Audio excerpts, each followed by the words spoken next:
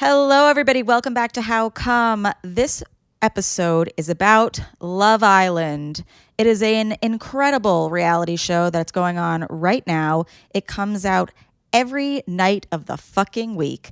They always say every day except hump day. And so this episode we recorded only a few days ago, but it's like so much has happened since. So if you're like, how come you're not mentioning like it hadn't happened yet. But I will be sharing my thoughts on Tuesday night's episode in the Marvel section, which is our little segment after the final theme song of the episode. But this is about Love Island US, and I am talking to my friend, comedian, and one of the writers of Ian Sterling's jokes. You know that guy who says like, tonight, and then is like, yeehaw, whenever he sees Taylor? The jokes that he says during the show are written by him, another comic, and our guest today, my friend, Caroline Haynes. If you haven't watched Love Island, catch up.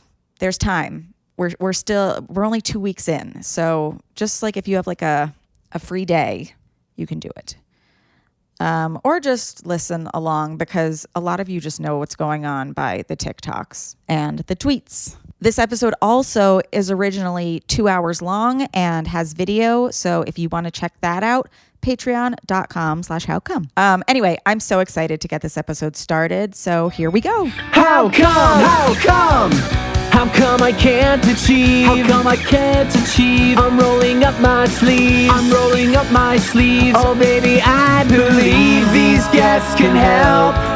Cause I can't do it by myself. I wanna jizz. Hey. Oh my God, your background. Look where I am. Wait, I'm so jealous. I want that. I'm actually here and I don't look like it.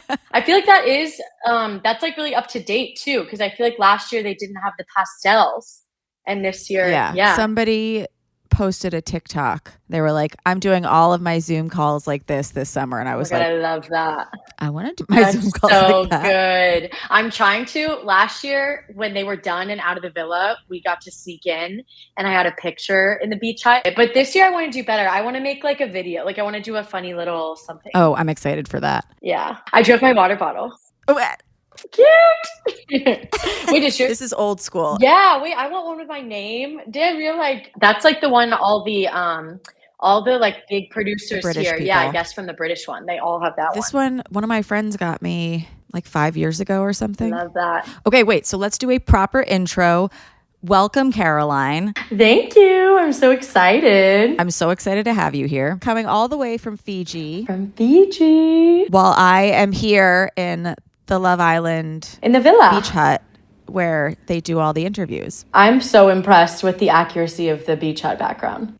You guys, if you just Google Love Island confessionals background, it's like the first thing that comes up. It's really high res. It's so good. I'm like trying to think as I'm looking at you what Islander I want to compare you to sitting in the beach hut. Like you're blonde and I wanted to say Kaylor, but that's like such an insult to a lot of people. So I would never say that. You're not Kaylor. I do love Kaylor. I love her, but you're not Kaylor. Like you're not. I'm probably more of a Liv. Yeah, you're Liv. That's exactly who I would say. Always shitting on friends, boyfriends, and like never has one of her own. Even though this audience has never known me without a boyfriend, but like pre-Ben, that's who I was. You're also, to me, you're like, I feel like you've been with Ben for so long that it's like not part of your identity to me. Like it goes back around. Right. This won't come out for like at least a few days, right? Yeah. So that's good because then I don't have to worry about like whenever I talk to people, I have to think about like what's actually aired yet versus. Yeah, we'll talk about stuff that like has aired, and it might be like a little bit of old news. Yeah, well, even if I mention something that hasn't aired, it's fine because by the time you post this, totally. It will have aired. Yes. Okay, amazing. Yeah. But we're here to talk about you today. So if anybody's not watching Love Island US, here's the rundown. It's like one of the hottest dating shows in the world. It is based off of Love Island UK, which I have been watching for 10 years now. Happy anniversary, Love Island UK. And there is an amazing voiceover artist / comedian, Ian Sterling, who narrates all of the episodes, and he says really funny jokes.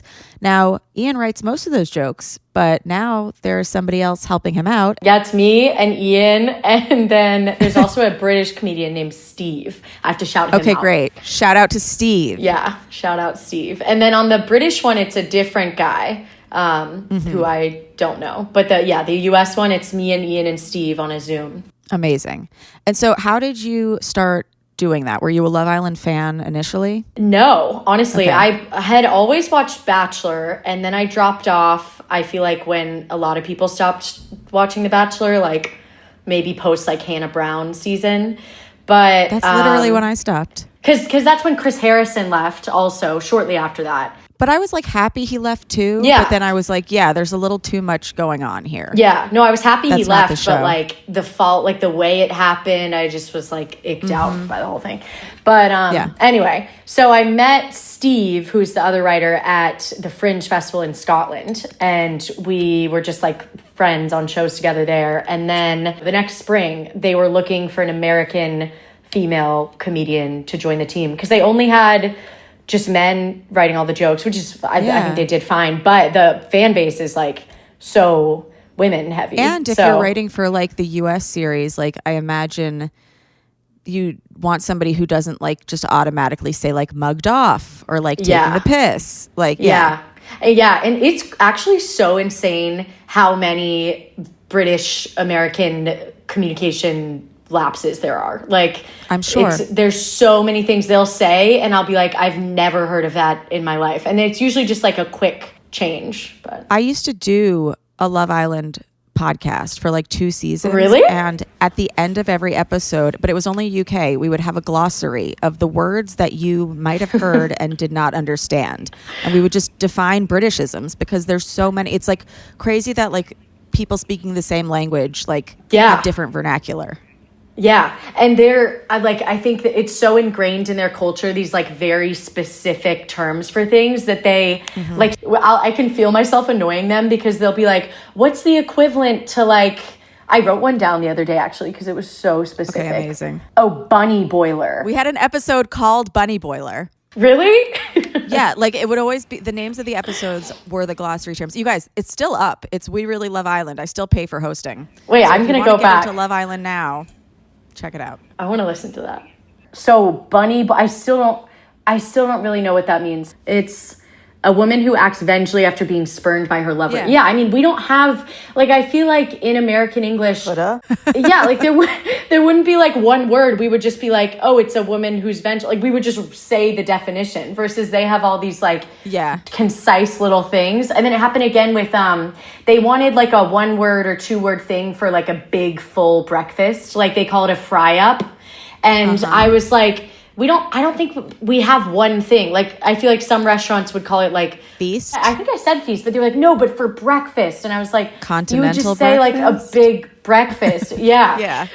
So I don't know if it's because their culture's like older and they've just gotten so specific on things, but it like, we argue about this all the, because they don't believe me. And then they're Googling it. I'm like, we don't have it. We like, don't have that. That's so funny. Okay. So then you and Steve met and he was like, you're so funny because obviously Fringe Festival is a comedy festival. So he probably saw your chops. Yeah. And that's how it started. Yeah. We met at a show and I think I just lucked out in that they like production had maybe procrastinated a little bit on hiring for this role because they were just like very like I think I'm probably the only person they talked to. Like they were just like, that's awesome. Okay, female American comedian. Great. So that's the only time that you're like, yes, narrow me down to that. Yes. And I am that. I'm woman.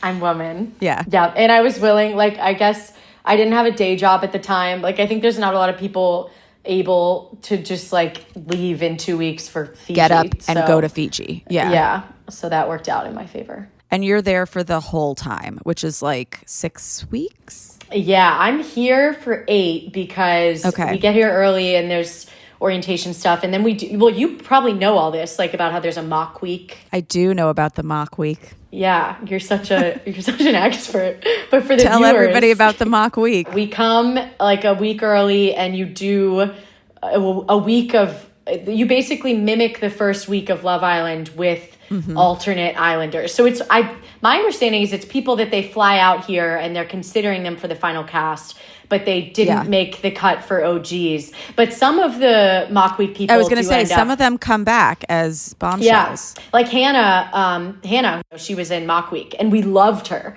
And everyone was saying, like, I hope she's in, because all the boys loved her too. Like I feel like now and she's it's also probably how she's so comfortable. Yeah. Like she really just like got in there and was like, yeah, I've been here before. Yeah. She also just somewhat is naturally like that, though, because she was like that in Mock Week, too. And everyone else was super, like, probably trying to impress producers and get in as bombshells. But she just didn't seem like she was and just had this chill vibe. So she's perfect. There's a girl in season 1 of UK, Jess, who is one of my favorites. And she was Mock Week and an original. Oh, wow. Yeah. I mean, at least on how it's on the US, you would have to be so good because that, like, they've already recorded all the profiles and shit. So that takes a lot of work to go back. Wow. That's cool. Yeah. Okay. So wait, how does it work? You guys watch the edited show and then write your jokes? And at what time of day is this? Yeah. Well, so we come in, I get in at 7:30 in the morning and it's edited, but it's very early version. Like, the editors have been, it's like a 24-hour operation. So some of the editors' shift is like 8 p.m. to 8 a.m. So they're in there editing all night long. And we get in and the episode is like in decent shape. And they've marked up, they give us like the time codes of where they want the jokes in each act. Like most episodes are 6 acts. So it'll usually be like 4 or 5 jokes per act. And they tell us exactly where. Like I feel like before I did the job, I would have thought that Ian gets to choose where the jokes go. But but it's not. They use them. They're very much like an editing tool. It's beats. Yeah. Yeah. And it's like the editors being like, by the way, if you didn't notice what's going on, we need Ian to heighten this. Yeah. Which is like when they make us redo a joke, that's like almost always what it is. It's like, no, but we need this joke to include this information. Like, especially the first few episodes. Yeah. Because they're really big on, like, say everyone's name, be like Nick, who's coupled up with Bella. Like, you have to, which is annoying from a joke writing perspective, because it's like, you run out of words. Totally. But it gets better. Like, now we're kind of at the point in the season we can just, like, you don't have to hold everyone's hand through the joke, which is nice. Yeah. I also love, like, I've always loved, and I think everybody, at least from UK, who like knows Ian and the jokes are such an integral part of the show, because we're on the side of like the editors and him, you know, like as a viewer. Like I've always said that with regard to Bravo, is like the Bravo editors, like they're on the audience's side. They're not really trying to make the people that they're showing, like they're trying to make them aspirational, but they're showing all of their flaws. And they're like, I remember in the early days of Bravo, if somebody was having like a crazy argument that like the editors were just like, this is so stupid, they would cut to the dog like rolling around on the floor and have music being like beetle-dee, beetle-dee, beetle-dee.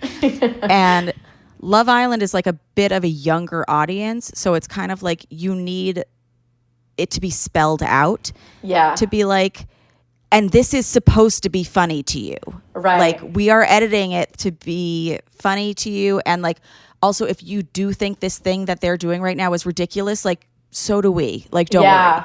That's such a good point, because that's like a succinct way of explaining like the whole point of the voiceover. Like, it's to be like, we're in on the joke, this is a ridiculous show, that's the point. Yeah. And you're allowed to love it. So do we. But like, no, his tattoo is crazy. Yeah. You're right. Yeah. Which is it makes it like so fun to write, because you get to like we just watch whatever scene that they've asked for a joke in over and over again. And we're like, okay, what's like the thing that everyone's going to be thinking? And then like find a funny way to say it. And I think it just makes it so fun, because it's like you're having a little, like you're whispering to your friends who are watching the show with you, but it's like from Ian's voice.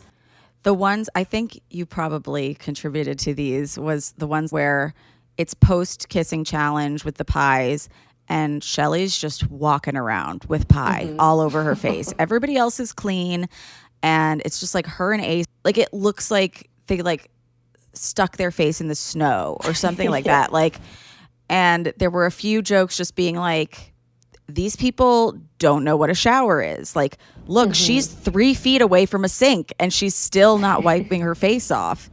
And like, it's literally what my brother-in-law had said like 5 seconds before. He's like, should we make a video where like we're just having a serious conversation and Remy's face is covered in whipped cream? Wait, you should make that. That's funny. Maybe, but I think since it was already commented on, like, you guys already did it. Like, right. But you could escalate that so funny. Like, have a conversation about like abortion or something, like with the fucking yeah.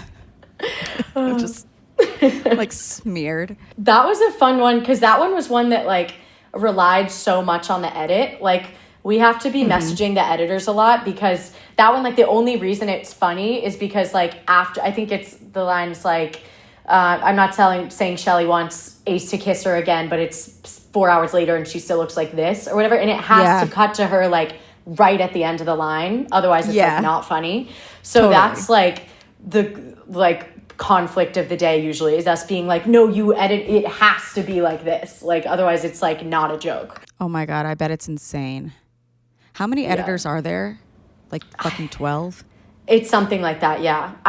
It's around... It has to be. I don't even know, but I do know that I was talking to one of the editors and I was like just talking about how unbelievable it is that they do it so quickly. And he was like, yeah, but with all the amount of editors we have and the length of the days that everyone's doing, it ends up being like 21 days of editing hours per episode or something crazy.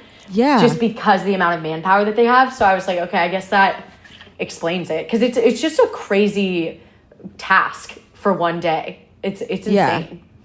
And wait, so you guys watch the video, or you watch like a rough cut basically all together on the same link? Yeah. And then are you writing separately or are you all like going beat by beat trying to... Beat by beat. It's like very together. Okay.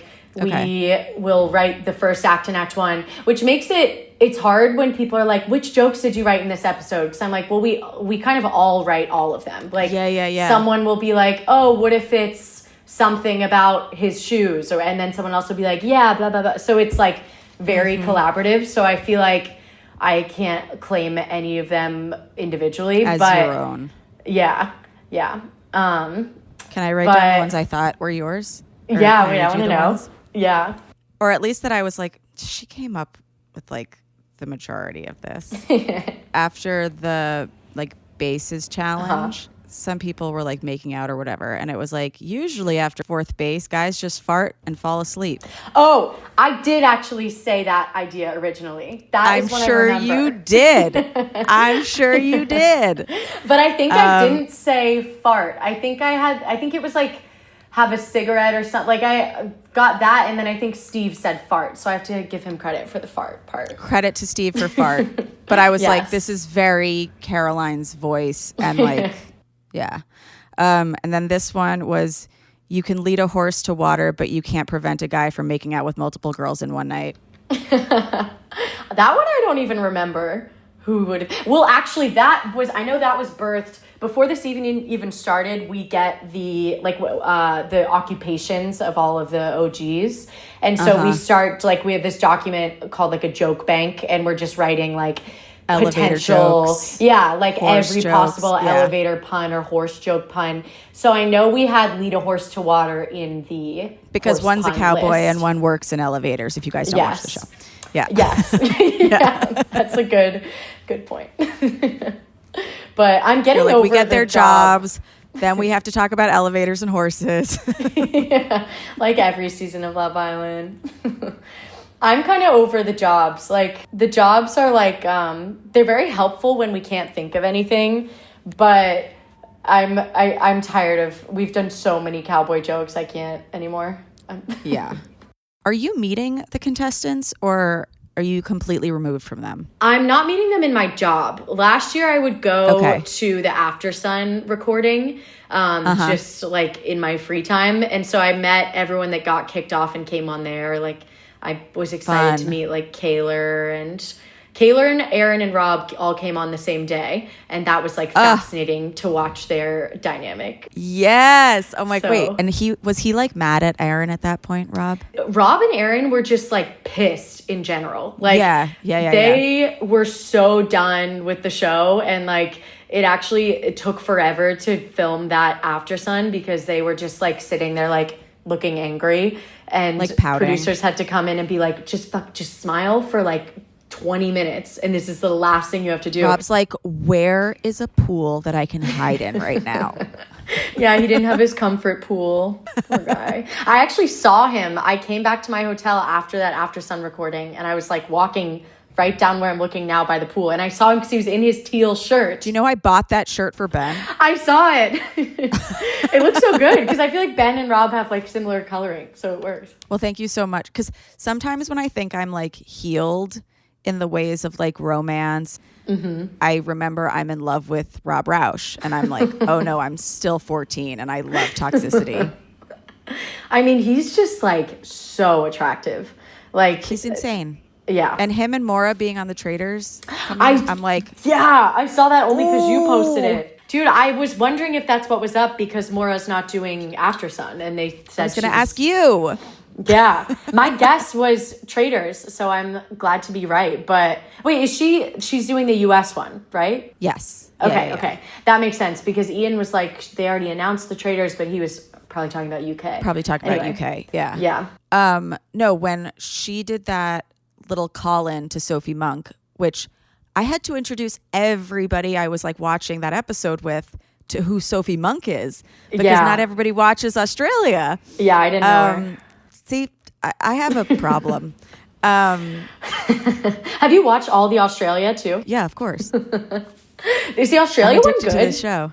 I feel like no one talks about that one. It is? Okay. Okay, the thing about Australia, it's very similar to like Australian Housewives in that they've seen the original version so much so they know how to act. Right. But they're not 100% being genuine, at least in their first season. And then they kind of like fell into it and it was more natural. But in the beginning, it was just like, oh, you're trying to like mirror this character and you're trying to mirror this romance. Right. I low-key feel like this season of US is doing, but with last season of US. Right. Yeah. I've seen people say that. I'm like torn on, I don't know how I feel yet, because like some of it I think will start to feel less like that as they go on. Like, for example, on the first night when Huda, Alandria, and Shelly walked in first. And I remember seeing all the comments of everyone being like PPG. Yeah, they're trying to do PPG. But now I'm like, I feel like people can see like that was kind of a superficial assumption because they're so different. Like Huda is so far from Leah. I think that's become clear. Is it the producers mapping the characters? Is it the people mapping themselves? Or is it just the audience being like, visually, this is what this looks like? Yeah, I'm sure it's like a little of everything. But I do know, like, from what I've heard the producers say, like, I think they are trying everything to not make it look like last year, but sometimes like sending those three in first, they knew everyone was going to say that, but they were also like, these are the best three that we want to send in first for like all these other reasons. So we're just going to deal with everyone saying that. And then like, hopefully people will just learn as they go, which I feel like is what's happening. But I do see some of the Islanders trying to have their like Leah moments. Like, I think it's the Islanders who are doing it some. Like Ace? I mean, I think definitely Ace. Well, I think Ace, my theory on Ace and like what he's doing with Shelly is like, I think he wants to have the like Rob and Leah relationship. And I think he's like, I think that's why he didn't pick her. He wants a triangle. Yeah, that was really strange behavior. I loved him. Like, the whole first 2 episodes, I was like, he's my guy. And now he teaches America how to dance. Yeah. And he reminded me of Leo from season 5. And so I missed season 5. Okay. Well, Leo's vibe was just like, he was just similar, just like happy, silly, like kind of the little brother energy in the villa, which I fucking thought was going to be Ace. But he like, he's driving me insane, and I hate. He's gotten like menacing, and in the beginning, Very I liked the menacing because it was like prodding at Jeremiah, and like any crack at that relationship, I'm like, yes, go in, break it up. Yeah. Which we will talk about that in a second. But then how he treated Amaya, I was like, no, you realize you picked her. Yeah. And like, it's crazy when Austin is making sense more than anybody else and is like, you went before me. Like, you had the option. Why didn't you just pick her and like end this shit ostensibly? You know, like, I know. He didn't say ostensibly, but imagine. That would be such a big day for Austin. I know. He reminds me of the little brother in Lizzie McGuire. Oh my God. I totally see that. I have tried for so long to not like him because of all the shit that came out. But like, he's really likable, and like he doesn't seem like a bigot. I mean, obviously you never know, but I'm like, all the girls in there love him, so I'm like, their alarm bells aren't going off apparently, and like, I don't know. I'm very torn about that. I'm very liberal, like you are as well. Yeah. And I saw some girl had a TikTok that was like, they're testing us for how much conservatism we are down for on this season. I saw that. The first test was like Lisa saying the N-word. It's like, will people be okay with this? I feel I have somewhat of a responsibility here to say what I think, just because like, so I go to the like production screenings every day because sometimes they reject our jokes or whatever. So I'm kind of like the middleman for them. And so I hear all of their debates, and it's like the executive producers are there and the Peacock people are there, and I hear all of this. And based on what I've heard, like they 1000% did not know about you. And like, it would be a lot for them to be like putting on this performance just for like, because the only people in this room are like internal. So I fully believe they didn't know. And I know that seems crazy, but I think it's just like the power of like everyone on the internet versus the like probably 2 or 3 people they have who are doing due diligence on like not just the Islanders who you see in the villa, but probably the like 50 people that they flew to Fiji in the first place. You know, like it is a lot of people. And it's like now those podcast clips are so easy to find and they look very like, oh, that was right there. But they weren't right there until they were found. You know? I mean, the people the producers on Vanderpump Villa hired a guy who's like straight up abusive and has like a restraining order against him. Like, oh my God. So, and that's not an excuse. Like, I do think they obviously need to do a better job, but I think the criticism like should be more like, you guys need to make, of her, first of all. And then like, it's negligence rather than like, any sort of like they wanted to create controversy or something, because like they like, I can tell how much it like pained them, especially the 2 executive producers are like, they're very like creative people, and they're very like, they like, it probably sounds silly if you don't watch Love Island, but they want to make this like a piece of art. Like it's they feel very strongly about it, and like they have a lot of love for like the show itself and the contestants and stuff. So they hated the fact that like the premiere was like tarnished with this Ulysses shit. Like it's like the last thing they wanted. And that. Oh my God, the lateness. We were in the screening. We were in the screening for episode 2 while episode 1 was like lagging and not coming out. And the tension, it was like, because it was ultimately on Peacock. My understanding is like it was Peacock's fault. And so like the Love Island team is so mad because they've just been like bleeding and sweating over this episode for days.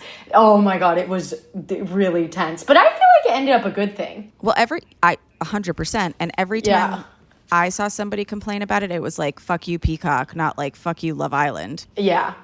So I think it ended up too. And it just seemed like it was so popular that it crashed, which I don't think is what happened.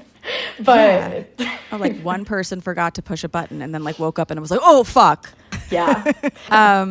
But yeah, so like the public decided like, no, like we cannot tolerate somebody saying the N-word who isn't black. Like, get this person out. The producers swiftly were like, okay, you're gone. Like, it's taking too much away from like the actual story. Yeah. And so I don't know if you know the answer to this, but do the other islanders know why she left? I don't know the answer to that. Okay. am very curious. Basically, they kept it, the circle of who knows everything, very small. All I know is like they came to us and they were like, Ian has to say exactly this. Like it can't be anything else. Ulissa has left the villa. Yeah. Yeah. So I was like, did I just hear what? It's hilarious to watch. Yeah. Like, and I think it'll only get funnier with time. Like, yeah, just the cadence of like, Ulissa has left the villa and whatever he said next, like, it makes me laugh out loud. The Islanders are waking up to have breakfast. Yeah. It's so funny. Speaking of breakfast, just because you said they want to make it like art, like I feel that so hard because it is art to me. And when my sister and I were watching all the guys make all the girls breakfast and like just bring them breakfast into the makeup room, I was like, breakfast used to mean something.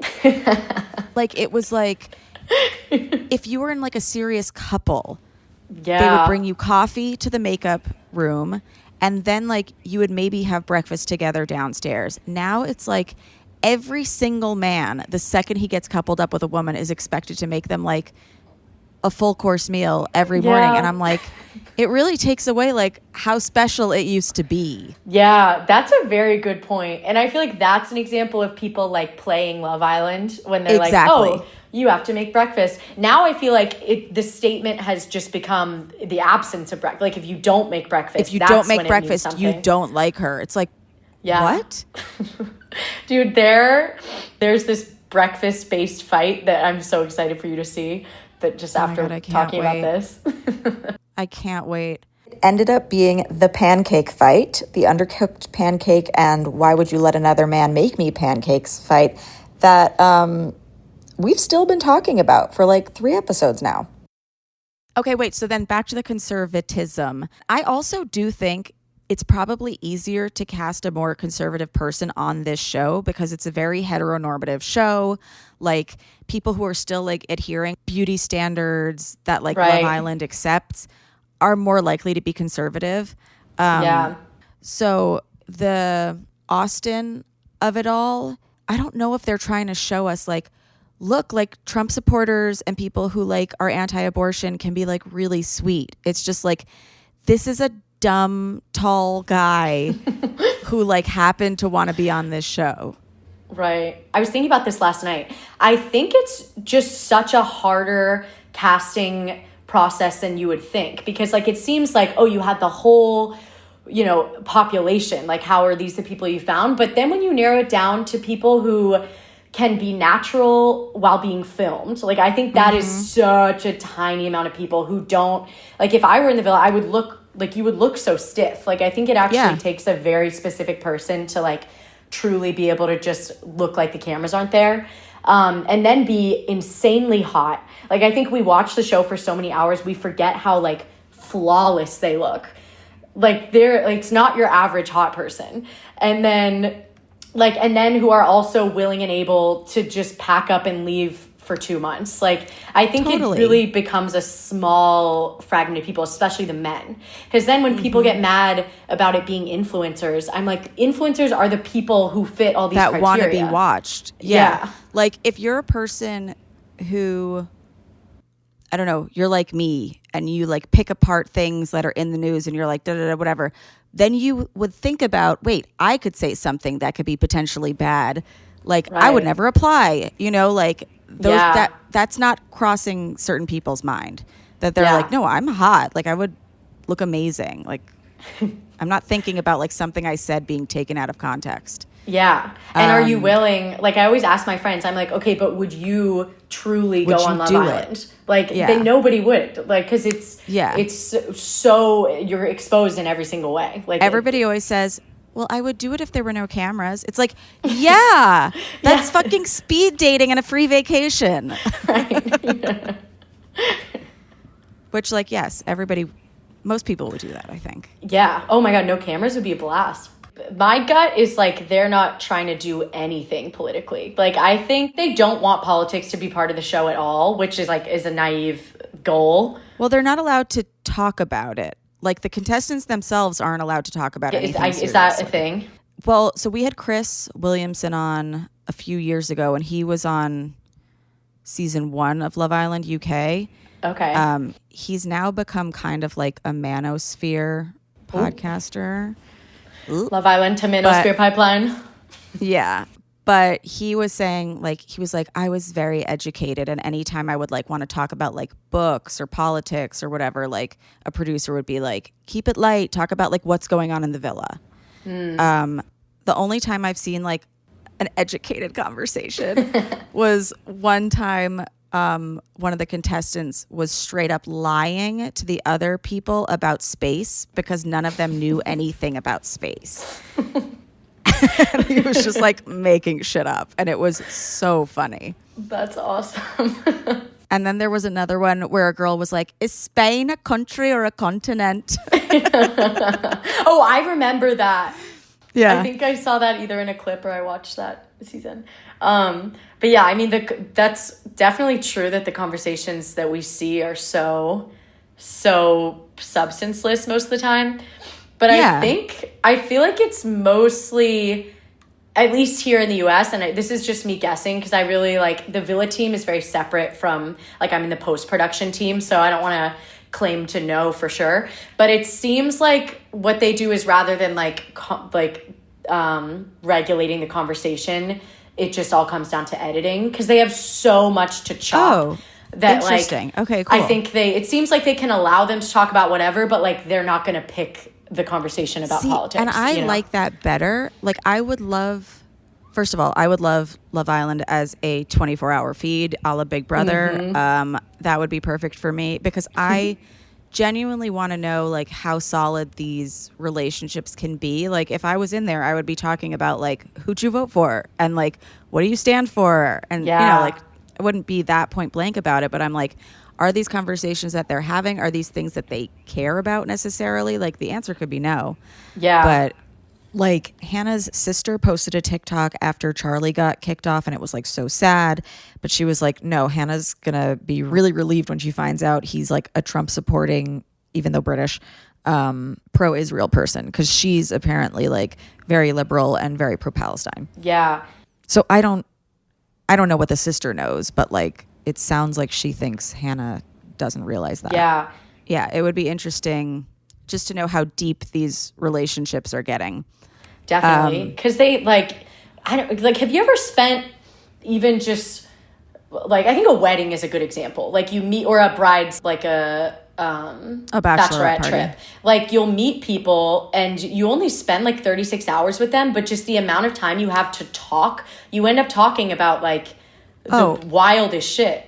I understand this so much. Besides bachelorettes, when I was like a teen, we used to go to Club Med for vacation. What's and that? There would be like, it's like an all-inclusive thing. It's very like kids focused. So there's like kids camps and then like teen camp or whatever. And like the first day you go to teen camp, you make like 5 friends, and then you leave teen camp, and those are your friends for the week. Okay. And you hang out every day nonstop, and they become like your best friends in the world. Yeah. So when people are like, time in here is different than in the outside world, it is.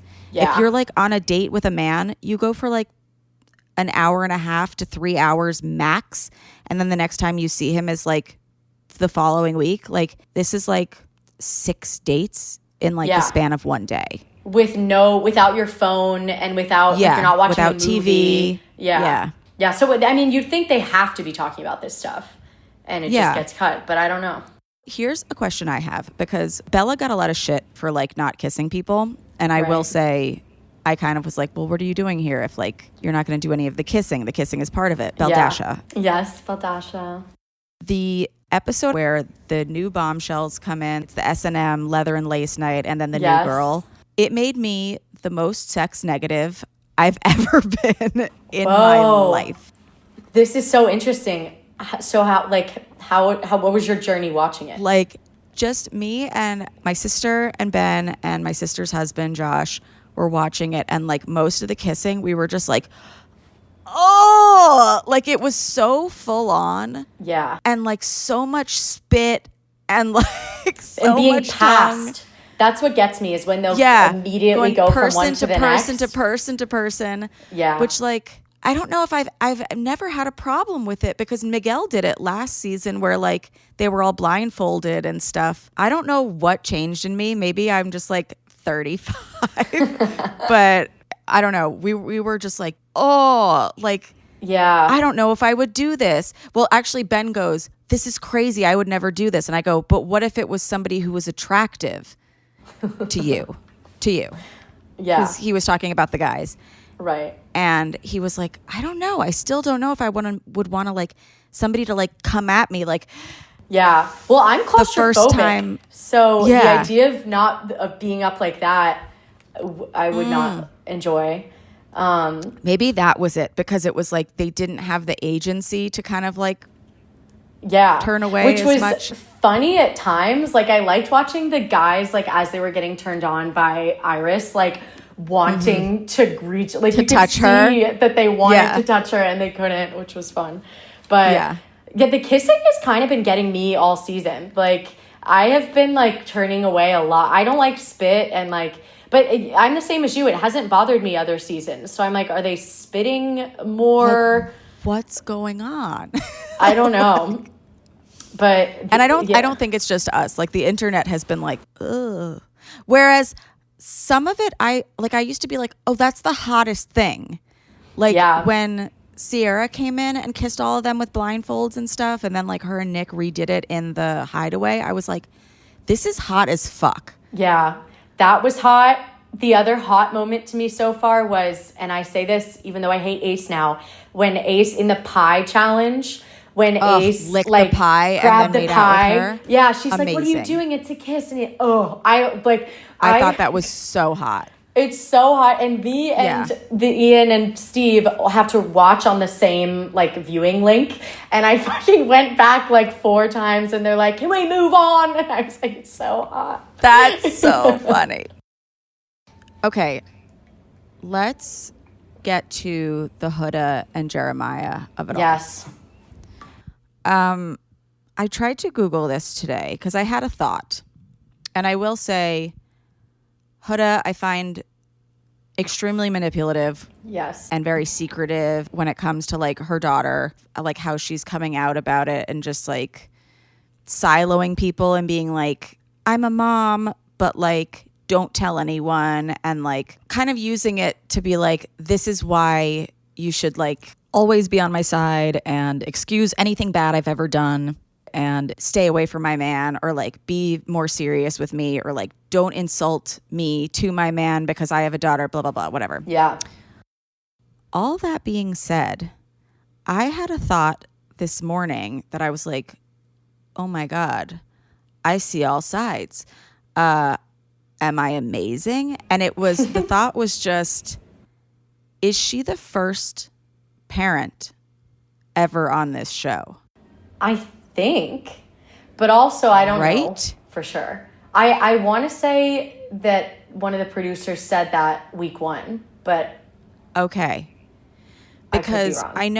I know Lewis and Callie from UK ended up having a kid, and then like Lewis came back and he was a father. And then what's his face, who was on the Blazing Squad, came back and he was a father. But like these are all stars. These aren't people that we're meeting for the first time right. being like, hi, I'm here as a single parent. Yeah. And so I'm wondering if production was like, Huda, you're the first single parent ever on this show, you know, and whether they were like, this is something crazy, or like she was like, oh my God, this is something crazy, and then felt the need to move the way that she's been moving. Yeah. I think that's a good hypothesis because I know that was always meant to be like part of her, like the profile that you see in the first episode. Like it was always going to at least somewhat focus on her being a mom, which it like, and I think there's no way it couldn't, like it just probably is a big part of her identity, but I think you're right. The first one, like the only one who's ever been on this show or whatever, Right. like, and I do think if she had dropped it more casually, like people would just be like, yeah, Totally. like, okay. but I think she feels the need to like, not that having a kid isn't a big thing, but make it like more secretive and like a bigger bombshell in itself every time she tells someone. Yeah. Because it's like, well, this has never been done before. So like I'm going to be the first one showing you how it is done. Right. And then it's like she's almost acting as like a brand of a mom instead of just like being a woman who is a mom, which is making me sad because it's making it like, rather than being an example of like, oh, a mom is like just a person, like mom doesn't have to be your whole identity. She kind of like is making mom her whole identity. And like, I feel like if I were a mom watching, I'd be kind of like, well, fucking like, this is the opposite of. I'm not even a mom. And as a non-mom, I'm like, every time she's like, this is something I'm really proud of, to preface it, I'm like, that's shit you say about stuff that you're not proud of. Yeah. Like, I would never be like, okay, so I haven't told you yet. Not a lot of people know. And it is something I'm really proud of, but I'm Jewish. Like, that makes it sound like you're like, don't judge me for this. Why would anybody? Yeah. Like, obviously, I know it like will lend itself to like the future of your relationship or whatever. And like a lot of people maybe would have ruled her out for having a kid, but then that's probably not the person you should end up with. Right. And I feel like maybe she just doesn't think that way because she's 24, you know? Like, it's like, I feel like everyone assumed she would be more wise because she's a mom. But when I watch her, I'm like, oh, Well, she thinks she's very wise. Yes. She keeps saying, well, there's a reason why I'm so mature. I know. Who said that? I know. Who had said that? She also, what's pissing me off about her is like, she's kind of using the fact that she's a mom to like not have to follow the rules of Love Island. Like even with the S&M challenge, when she's like up like this and she's totally turning around and looking, which you could do because the straps were not that tight. Like anyone could have done that, but they didn't because they were like, this is the challenge. Like you have to go along with the game. And she's just, and have some manners. Yeah. Yeah. And manners. I think give people their privacy. Don't call a random woman a bitch. A bitch. That's okay. So besides all of the other like stuff that I do find a bit immature, the fact that she called Amaya a bitch and was like, I think she's evil, and now Iris a bitch, like I'm like, that's not how you speak to strangers, let alone like women. That like that's their job, is to bombshell. Like also, if she really was using the mommy thing, don't name call. Like don't, you tell your don't kid. Name call. But also like, okay, so moms are allowed to make out with two strangers, but the guy that she's been hooking up with for a week isn't? Right. That's the rules of mom? I know. It's so backwards. I don't know. Like, she is someone I feel bad for because I feel like she's a perfect example of like, she's moving in there with a lot of confidence. And I think that she thinks she's like America's hero right now. And like, it's too bad they can't get like a little sneak peek of how they're being perceived, because maybe she would like movie night is going to be crazy. Yeah.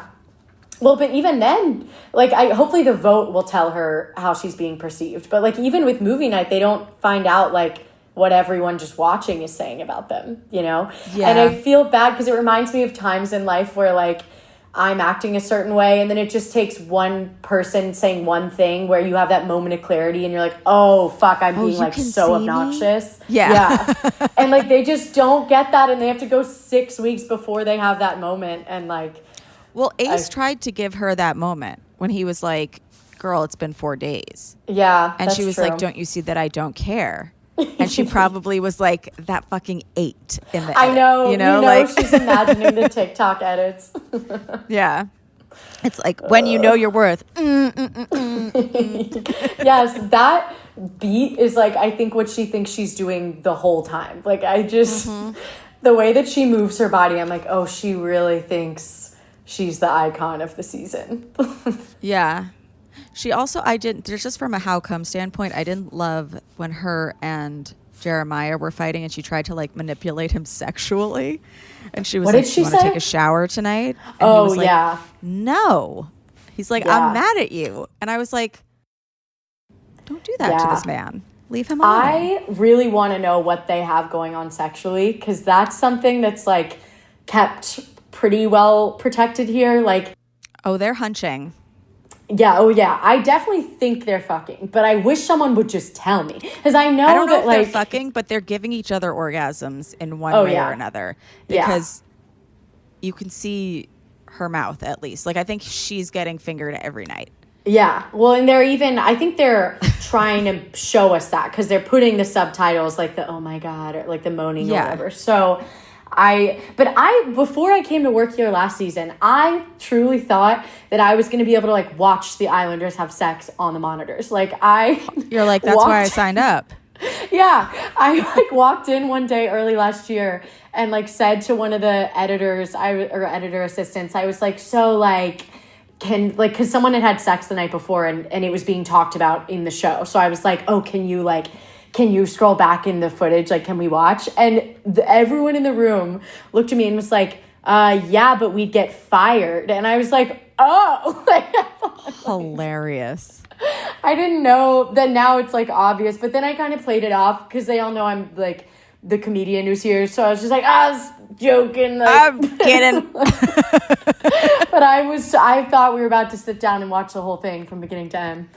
If you want to see Islanders actually fucking, UK season 1. Really? Like up to season 4, basically. There's a couple that fucked in Love Island. Season 2. Is it like under the covers, or is it? No. So they fucked over the covers because they were like, they won't be able to use this if we do it over the covers. Right. In a room full of other people who are like, are they kidding? And she's just like riding him. And it's honestly one of the hottest things I've ever seen. You said and yes, season 4? No, this is season 2 of Season UK. 2. Okay, I'm going to watch it. And then season 1 of UK, you see nipples, you see balls. Like it wasn't a big show. It was just like, this is something fun that we're doing. Right. That's like a little bit trashy. Oh my God. I'm going to watch. I've been scared. I haven't watched a single season of the UK. And they used to smoke cigarettes, season 1 and 2. Oh. Like they used to go Wow. for smoke breaks. And yeah, it was so like if you think it's trashy now, and like some people don't, which great, but it used to be such fun trash. Oh my God. I'm scared. I'm scared to jump into UK because, especially, I don't think I can do it while I'm still here because. Well, don't do it now. No. No. And like when I was here last season, I was watching season 5, like in my free time. And that was such a mistake. My brain really changed because I was just all day working on Love Island, and then I would come home and watch Love Island, and I like kind of lost sight of who I was. Like it was like, Ben dreams about it. it gets into dreams. Something about the colors. Yeah. I think that there's something like a addictive like secret sauce to the coloring. Oh, I call it Cocoa Melon for adults. That's exactly what it is. It's like bright, it's addictive. Like the people are cartoonishly attractive. Like everything is like pretty smooth. Yeah. The conversations aren't very difficult to follow along. Right. That's so true about cartoonish because it's like they're so attractive, but they often have like a little strange thing about their face that's not bad, but you just want to look at it. Like even Huda's like that. Like I think Huda is gorgeous, but like there's Her something about her freckles I face where can't I'm stop like, looking at. Maybe it's And I the don't know if they're freckles. real. Oh, I think there was a quick shot of her dotting. Putting them on. Yeah. I'm buying fake freckles soon, so no shade to fake Wait, freckles. I'm excited to see your freckle debut. So yeah, I do think Huda's moving in a strange way. Yeah. Like I think as a representative for moms, she should be just doing Love Island like everybody else. Yeah. You That's know, what would just be to empowering. show. Yeah, I can make out, and she did make out with a bunch of people during challenges, which is good. But like, no, we're not all just looking for like a stepdad. Like we are looking for love, but like I agree. we're giving other people options. Yeah. I don't know. I can't think of any other couple who settled this quickly, this intensely. No. I mean, it was while they were still in the first coupling ceremony. Like, remember, I think it was Yulissa, he wouldn't let her kiss him, which was awesome because it was Yulissa and I was like, fuck Yulissa. But like, like, that's crazy. Like, which is why, okay, this is my actually most important thing I wanted to say is I think Jeremiah is, I keep wanting to say evil. That's too strong of a word. Maybe not evil, but I think he's like entirely in here to win. And I think he's really fraudulent and really like not genuine in his feelings towards Huda at all. Because he was like so immediately, like he hadn't even spoken to her yet. And he like wouldn't kiss another girl. Like I think he's just very much like, this is how you win.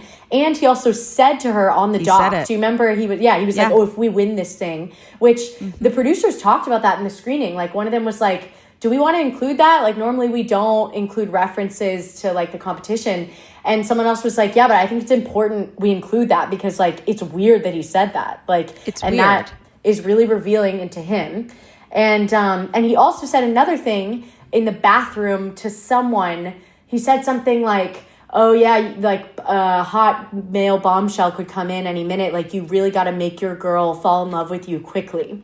He said make her fall in love. And like, just, I think he's really manipulative. And it goes into my overall feelings about this season is that like he and Ace are both, and Nick are all being shitty in their own way. But the women, unfortunately, are being like more like loudly shitty and like less sneakily. And so like all the focus is on like Huda, like why Huda's problematic. And then like Amaya was being pretty annoying. But I was also like, she's being annoying because Ace, because Ace is like quietly pulling the strings. So I just hate that like all the focus is on the women in this season instead of like the men being the puppeteers because they're causing all this shit. I do see, just so you know, a lot of people shitting on the men as well. Okay, good. Do you have a soft spot for Nick? Oh my God, he's adorable. Yeah, and I also think it's so funny that he thinks donating sperm is the same thing as having a child. That made me laugh out loud. And the fact that Huda didn't even clock it, like she was like, oh yeah. I was like, she goes, that's amazing. And he goes, I know. Yeah. And he had no like he wasn't like, oh, I know this isn't the same thing, but like he fully said it like it was the same thing. But okay, just to his credit though, it's not like he like went to a sperm bank because he was like, I need like $40. Right. It was for a specific couple, which is nice to do. Like I have a friend who's doing that for a couple, so yeah, no, it is nice. It's a big gesture, but yeah, and it is something to get over that like you do have somebody like a child out there with your DNA, but like no, you're not waking up every day and you're not like arranging carpool and you're not going to PTA meetings and like and like you didn't have to announce that to be on this show. Yeah. Yeah. Oh my God. That would be so funny though in the casting process. They're like, have you ever given sperm? They might, honestly. I feel like I've heard legends about the questionnaires. Like, I think that... Oh, really? Yeah, which I think... This is, again, me guessing. I don't know for sure, so I'm not speaking for Love Island when I say this. But I think that was part of the issue with Yulissa is, like, I think they do ask things like, have you been on podcasts or done public appearances? Like, list them below. And I think she wasn't honest about how many things she's done. Totally. So I think that was part of the problem. So there are the people who are going to answer honestly and be like, what's going to be good for me and the production? And then people who are like, just get me on this show. Right. Especially for Love Island with like, you know, so much bad shit has happened. How much is happening? How much you're monitored? Like, yeah. As much as we can like judge these people, like we have no idea what it feels like to be doing that. Like even a vacation romance where you're just like, I really like this guy. Oh my God, he's hooking up with someone else. But then there's stuff orchestrated for him to hook up with someone else. And like, yeah. I mean, it's like two things because it's all the normal like jealousy and anxiety you would feel in a new relationship. Plus the fact that like they just have they know that millions of people are watching them, but they have no idea what people are thinking. Like even when I post like of something on Instagram. Like I have the like anxiety feeling of like, oh, I need to check my phone and like see how this is being perceived. Totally. And that's like such a tiny amount of people seeing it. Like I can't imagine. And like they have that instinct to like, oh, let me check in on this, and they just can't. Like you can never solve the anxiety. You just have to like, I don't even know how they do it, but I think it's a crazy amount of anxiety. And sometimes I'm like, it's good that they can't see anything right now, because they do have the time to like change, and like there's a new person getting shot on every week. So like if Huda, because she's kind of the one in the line of fire right now. Yeah. If she can't see it this week, then like maybe it's best that she sees all of that stuff at the end of the summer when like way more stuff has happened. Yeah. You know? True. But it must kind of be in the back of their minds that they're like, how am I being perceived right now? Yeah. Especially now. Like I think last season, like probably part of the reason last season was so good is like the whole time the Islanders were in there, they didn't know how big the show had gotten because US just wasn't talked about the way it is now. So they probably didn't feel as anxious, you know? No. And shout out to Ariana Madix for that. Yeah. Who has done an episode of this podcast. It was pre-Scandival, but I still highly recommend season 2. Check it out. Yes. Oh, I'll definitely listen to that. I fucking love her. She's amazing. Awesome. I think they beefed up the budget once she signed on because they were like, everyone's going to be watching this. Like the music got better, the set got better, or like, you know, the villa. So yes, the cast last season was amazing, but like the audience came because they were like, let's see what this girl's up to, who we love. Yeah, definitely. I feel like it was just a perfect storm because like I know you said you didn't watch season 5, but season 5 was also very good. So I feel like production like mastered their jobs season 5, but no one was really watching. Then they brought in Ariana, and like everything was just like ready for like a perfect season. Like it was like a whole rehearsal week. Yeah. But as a season. Yeah. Sucks for those Islanders. But some of them are still together, right? It didn't. Yeah, the winners. Pair of them just get engaged. Yeah. Yeah, I think Hannah and Marco who won. Cute. But I just mean it kind of sucks, I guess, for like the next season to be like so popular, and like I'm sure the people from season 5 can like influence, but not to the level of like I want to know so badly how much money like PPG is making per so much money brand deal. Yeah. And Cordell, the fact that he got Cheez-Its like a week after, I was like, oh, he so did great. his dream. Yeah, that made me so excited. I think he's in a movie right now too, because I heard that's why he's not on Beyond the Villa, is he's like shooting a movie. So good for Cordell. I can't wait for that show. I know. And I can't wait for Traitors. Like we're so blessed right now. Yeah. We are. Traitors is so like, I'm so excited to watch it. It's such a good concept. Mm-hmm. And I don't think Maura would ever be tricked into a relationship with Rob, because she's the strongest woman I've ever seen. But I can't say I wouldn't pay to watch a makeout or that two would be so between them.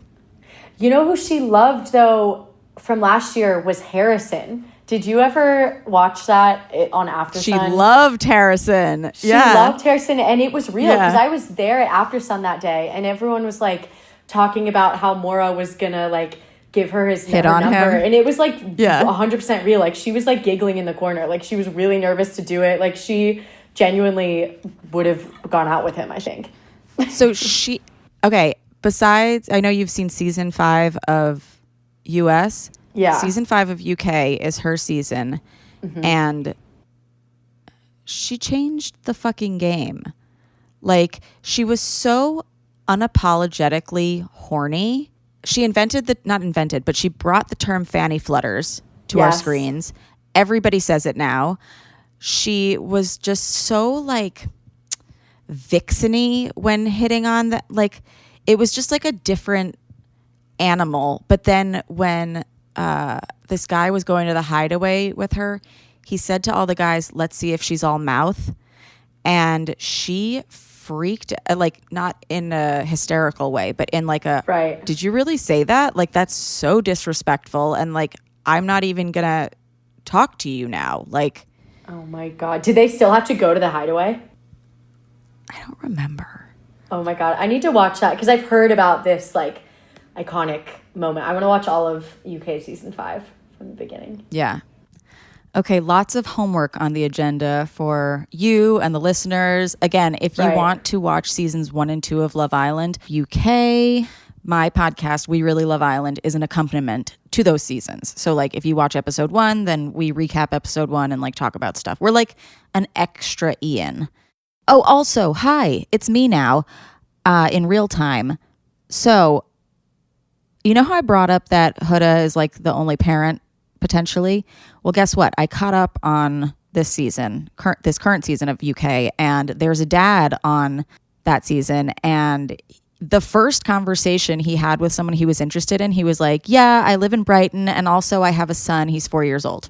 Like, it was literally the most like straightforward thing ever, which I don't know if that's like a women parent versus men parent thing where like women are judged more harshly. I don't have a lived experience as either, but or if it's just like a Huda is not straightforward, is manipulative. I'm at the point now where I've seen the America's vote and then the Islanders vote to keep her, and then the Islanders vote again to keep her, and all of the crashing out and the name calling of Jeremiah, and Jeremiah finally picking Iris, and then her telling Iris he doesn't think you're attractive and he doesn't want to sleep in the bed with you. And at this point, I could not feel less empathy for her.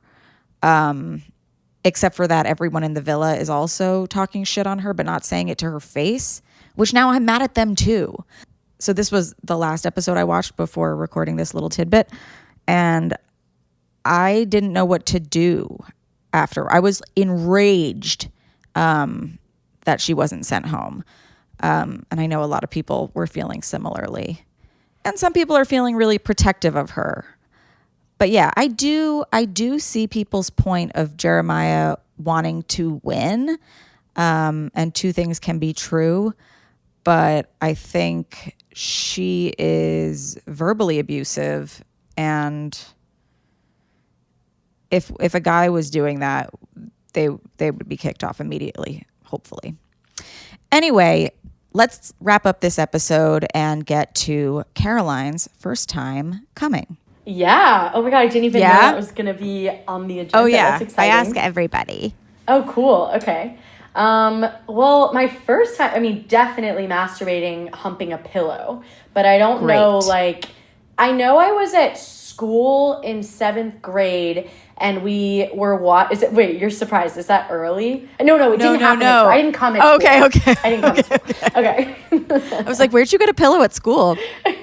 No, but I was like, we were watching, like a some Romeo and Juliet movie in English class. And I was everyone was like sitting and laying on the floor. And something in the Romeo and Juliet was really hot. Like, I think the Juliet They're had both like, naked. Yeah, I don't Is it the Olivia Hussey version? Does she like have the old like one? Big boobs? I don't think she had big boobs. Part of it was like the dress that they wear where it like pushes the boobs up to the neck. Yes. That's all I remember, and I like was and always am into boobs. Like, I love boobs. So that whole scene was like turning me on a lot. And I remember I was like laying on my stomach, not intentionally. I just happened to be laying on my stomach. And I remember like the scene. Yeah, her boobs are pushed up in the corset. Okay. Wait, what's her name? Yeah. I need to. Olivia Hussey. This is gonna like, I'm gonna jerk off to this later. But anyway. Amazing. So, yeah, that's her. She's so beautiful. Yeah. Rest in peace. Oh, she did? She did. Okay. But I remember having the thought, like, I was on my stomach. I remember being like, oh, I want to, like, hump the floor. But I couldn't because I was in English class. So then I think, I don't know if it was that day. That was the seed. And then eventually I humped a pillow. And then that's all I was doing for, like, years. Like, awesome. I didn't get a vibrator until, like, college, I think. Can you still do it just from humping a pillow if you... Yeah. I think, like, a year or two ago, I was like, let's just see. Like I thought it would just be like a fun little throwback. I can, but I definitely like don't prefer it anymore because it irritates you a little, or it irritates me. Sure. Like, yeah. But it didn't used to. Like, I used to be my shit. Like, I had no issues with it. What about dry humping? I think that's really hot, and I like wish that were a bigger, like, I incorporate into my sex life, but it, like, I feel like you have to, it's not a default foreplay thing a lot of the time, at least in my experience for straight couples, and it's like so hot. It's so hot. Yeah. I tried to get Ben to do it this morning, and like he did not know what he was doing. Yeah, I feel like the men are not into it or like attuned to it. And lesbians are, right? Because I always hear about the knee thing. Like they the knee thing. Yeah. Which and I some would guys love. do the knee thing. And like he has, I think the problem was that we were already like naked, and like dry humping naked is like, you're already naked. Like there's not like. And I almost like that less. Like I like, even like being fingered, I like wearing underwear. Like there's something about like the texture. Yeah. It's awesome. No, but I was wondering that if you could do it with just like the friction of a pillow, could you get off from a dry hump? Yes. I haven't, but I definitely think I could. Although I feel like I have a weird thing where, like, I don't know if mentally I could, because in my head, coming from dry humping is like so associated with like being alone. Like I've never come that way with someone else there, that I feel like I don't know if I could get there, and I wouldn't have as much control of like the speed and shit. I don't know. Yeah. I also feel like coming from dry humping has like a weird stigma from like media, because it's always like guys like busting in their pants and being like, oh no. Right. Yeah. That's true. That is probably why they don't want to do it. It's like associated with embarrassment. Yeah. Where I'd be like, fantastic. Yeah. Great job. That was my favorite part, and now it's over.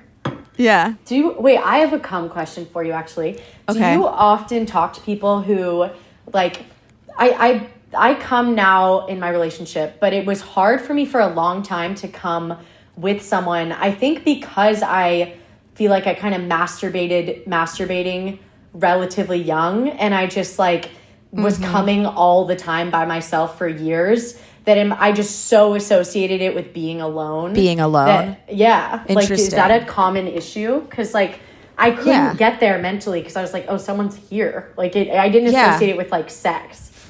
Not everybody, but obviously like a lot of people are like, oh yeah, I've done it by myself, but it's really hard to do in front of another person. Like whether it's like the rhythm, or like you're like embarrassed to like go through like the motions of what you normally do, like with another human there, or like I scrunch up really like ugly. It's not ugly, but like it's just not the arched back that like you're accustomed to in like porn, where people are like I'm like, had to get past him seeing that. Right. Well, it's funny because it's probably like the hottest thing to him, you know? Like, he loves it. He loves it. Yeah. And I think like you're already doing it, but the thing I always say is like, if you're having trouble doing it with them, like having them do it to you, do it to yourself first in their presence, so that at least that hurdle is jumped over, that it's like you know what you're doing, you've mastered masturbating, as you said, you know, like let them into your world without giving them like the responsibility of making it happen. Yeah. That makes sense. I last year when I was here, I guess I like left my vibrator out one day. Normally I like put it in the drawer, but I guess I left it out, and I came back and house cleaning had come, and they tucked my vibrator into my bed. Like its God. little head. It's like one of the suction ones. Like under the covers? Yeah, like the bottom of it. It's a Satisfier Pro, so it's like a pink bottom, and then it has like a white suction cup, and like the pink part was like tucked into the covers, and the white part had it literally was like a child tucked into bed. I don't know if they knew what it was or what they thought. Like, I think I'd left it in the bed. This is her emotional support electronic. Yeah. That's so funny. I thought you meant they like tucked it down into the covers, and I was like, okay, great. That they probably didn't see it, but like no, they snug as a bug in a rug, got it ready for bed. That's so funny. Oh my God. Well, now you have to name it something cute. I do. This is a brand new one. I should name it. I'll have to think on Like, that. good night, Garth. I kind of like Gark. Garth. Oh, Garth. I'm going to do Gark. Or Gark. Yeah. Well, this has been so fun. We'll have to have you back to talk more about like your actual life and self, because you know she's only here during the summers, but Love Island is going on right now, and everybody tune in. It's not too late. It's like a good point in the season to jump in before it's like a really scary amount of stuff. If you have a Saturday or a Wednesday free, catch up. Yep, it'll be great. Caroline, where can everybody find you online? On Instagram, I'm at Caroline 2_Hanes. Great. Yeah. We will link it below. Yeah, that'd be great. I have to ask everybody this after a sexual experience, which this has been. Yeah. Caroline Hanes, did you finish?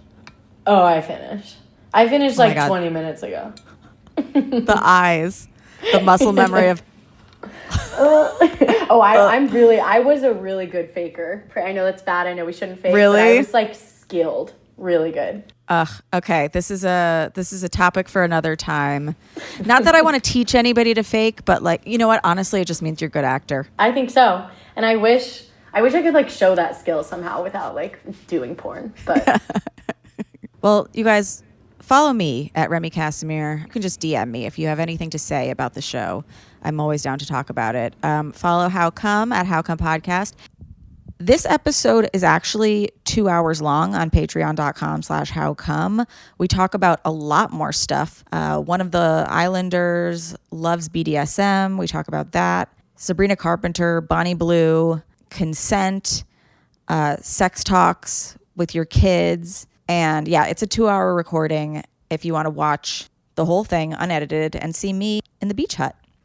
It's only $5 to watch every unedited episode of How Come we've ever done. So it's a great value, and we hope to see you guys over there. But for now, thank you for listening, and we'll see you next time on How Come. Bye. Bye. Yeah. It's not you, it's me. I try so hard to finish honestly. They say you'll know when you go all the way from A right down to O. Oh no, I think that I still got a ways to go. Oh, I'm sick of this and I have got to know.